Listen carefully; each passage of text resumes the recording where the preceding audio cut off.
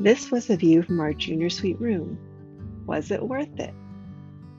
At the end of December, we stayed at the Marriott Waikiki Beach Resort.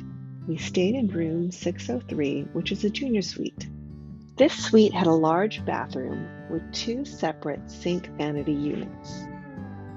In this first sink area, there's a lot of storage space and a handy towel rack. In this large closet, there's a chest with 3 drawers. Each drawer was large enough to hold all the clothes for one person. Inside, there are plenty of hangers and a luggage rack. I found the placement of the toilet a little odd, especially since there's no door between these two areas. The shower was slow draining, but was quickly fixed by hotel staff. Otherwise, it was clean.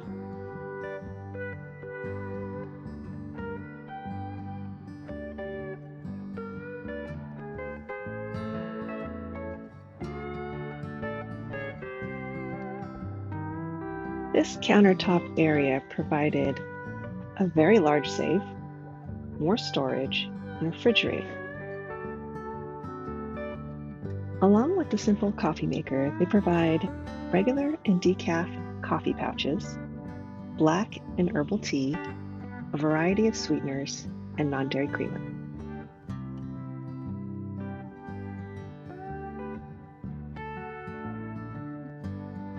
These junior suites have more space than the standard guest room and have 2 balconies.